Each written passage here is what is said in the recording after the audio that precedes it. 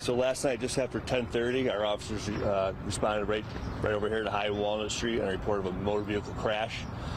Upon arrival, Hartford Fire was on scene. Officers in Hartford Fire located a male outside the vehicle suffering from apparent gunshot wounds.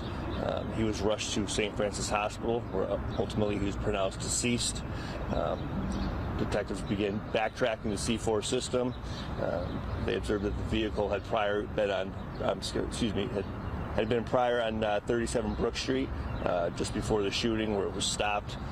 Officers responded over there, located evidence of a shooting. On scene, there was quite a bit of marijuana where the crash happened, leading us to believe at this point in the investigation, robbery of that marijuana was the motive for the homicide. Again, early in the investigation, so a lot of work left to do, but our homicide victim has since been identified.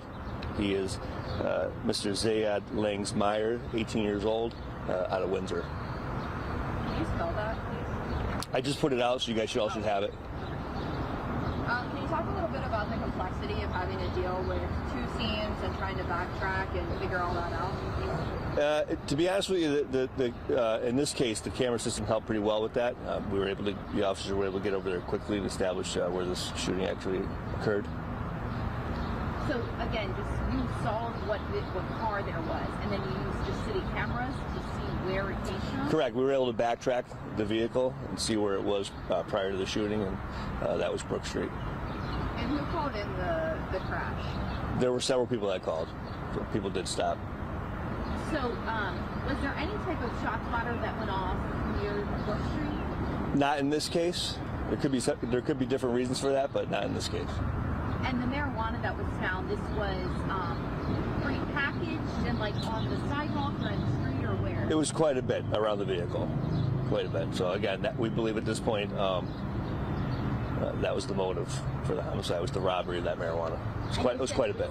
It was around the vehicle. What vehicle was that over there? The victim's vehicle. So what vehicle was the victim in over here then? It was the Lincoln Town car that crashed over into the bridge over here. Okay, I'm just sorry. So there was marijuana though in Brook Street? At the crash scene. Oh, at the crash. At the crash scene. Oh, I thought you said that you guys found No, it. at the crash scene. Okay. There were two cars, or did it crash into the other car? Nope, it hit another car on Albany Avenue unintentionally as it was trying to escape. That car did follow him.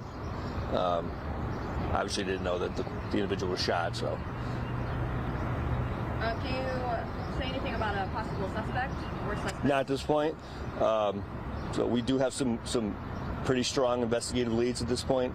Detectives are here all night. They'll be here all morning doing secondary canvasses. I can't talk about that yet, but there is some strong potential in this one. And the victim was in the car by himself? There was a passenger in the vehicle. And what's Unharmed. Unharmed. Obviously, we've spoken to him at length. So. Is that passenger being cooperative? He is. So the victim was the driver? Correct. Okay.